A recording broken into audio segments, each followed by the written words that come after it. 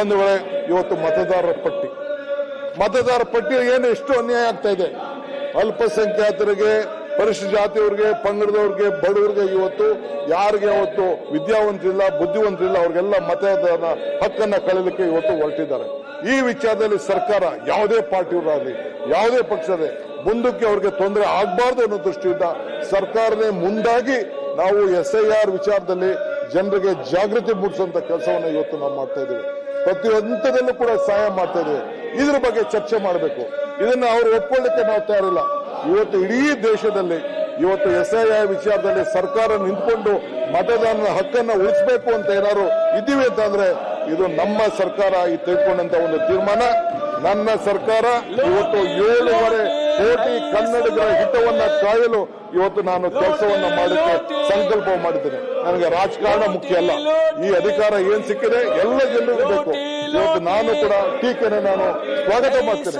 ಇವತ್ತು ಏನ್ ಬೇಕಾದ್ರೂ ಟೀಕೆ ಮಾಡಲಿ, ನಾನು ತಪ್ಪು ಅಂತ ಹೇಳುದಿಲ್ಲ.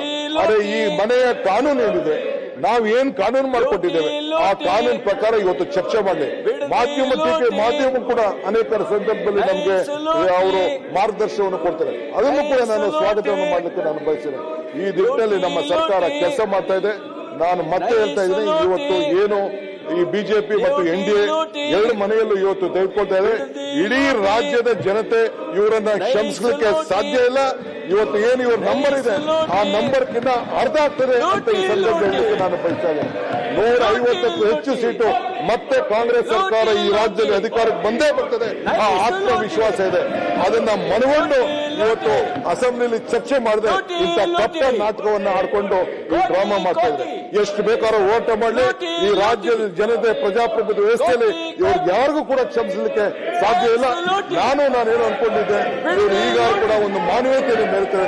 ಇವ್ರಿಗೇನಿಲ್ಲ, ರಾಜಕಾರಣ ಮುಖ್ಯ, ರಾಜ್ಯದ ಜನತೆ ಮುಖ್ಯ ಅಲ್ಲ ಅನ್ನೋದನ್ನ ಈ ಸಂದರ್ಭದಲ್ಲಿ ಆದ್ರಿಂದ ಇಂಥ ಭ್ರಷ್ಟರಿಗೆ ಇವತ್ತು ನಾನು ಇವರು ಕಾಲದಲ್ಲಿ ಏನೇನು ನಡೀತಾ ಇತ್ತು ಅಂತ ನಾನು ದೊಡ್ಡ ಪಟ್ಟಿ ಹೇಳಬಲ್ಲೆ. ನಾನು ಇಲ್ಲಿ ರಾಜಕಾರಣಕ್ಕೆ ಈ ಚರ್ಚೆ ಮಾಡೋದು ಬೇಡ. ಇಲ್ಲಿ ಮುಖ್ಯವಾಗಿ ಜನರ ಹಿತ ಮುಖ್ಯ, ಜನರ ಕಲ್ಯಾಣ ಮುಖ್ಯ, ಯುವಕರು ಮುಖ್ಯ, ಯುವಕರ ಭವಿಷ್ಯ ಮುಖ್ಯ, ರೈತರು ಮುಖ್ಯ. ಆದ್ರಿಂದ ರೈತರ ಸಮಸ್ಯೆ ಮುಖ್ಯ. ಈ ದೇಶದ ನೆಲ, ಜಲ, ಭಾಷೆ ಮತ್ತು ಯುವಕರ ಭವಿಷ್ಯ ಮುಖ್ಯ ಅನ್ನೋ ದೃಷ್ಟಿಯಿಂದ ಈ ವಿಧಾನಸಭೆಯಲ್ಲಿ ಈ ದಿನಗಳನ್ನ ಹಾಳು ಮಾಡಿ ಈ ರಾಜ್ಯಕ್ಕೆ ಒಂದು ದೊಡ್ಡ ದ್ರೋಹನ ಬಗ್ಗಿದ್ದಾರೆ. ಇಂಥವ್ರಿಗೆ ಜನ ಮುಂದಿನ ದಿನದಲ್ಲಿ ಸರಿಯಾದಂತ ಉತ್ತರವನ್ನು ಕೊಡ್ತಾರೆ ಅನ್ನೋದು ನನಗೆ ಆತ್ಮವಿಶ್ವಾಸ ಇದೆ. ಆದ್ರಿಂದ ತಮ್ಮ ಮುಖಾಂತರ ಈ ಸಂದೇಶವನ್ನ ರಾಜ್ಯ ಜನತೆಗೆ ತಿಳಿಸಲಿಕ್ಕೆ ನಾನು ಬಯಸ್ತಾ ಇದ್ದೇನೆ.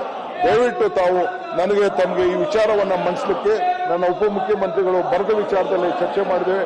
ಅನೇಕ ನಮ್ಮ ಬೇಡಿಕೆಗಳನ್ನು ಕೂಡ ತಾವು ನನಗೆ ಅನುವು ಮಾಡಿಕೊಟ್ಟಿದ್ದಾರೆ. ತಮಗೆ ಈ ಸಂದರ್ಭದಲ್ಲಿ ವಂದಿಸಲಿಕ್ಕೆ ನಾನು ಬಯಸ್ತಾ ಇದ್ದೇನೆ.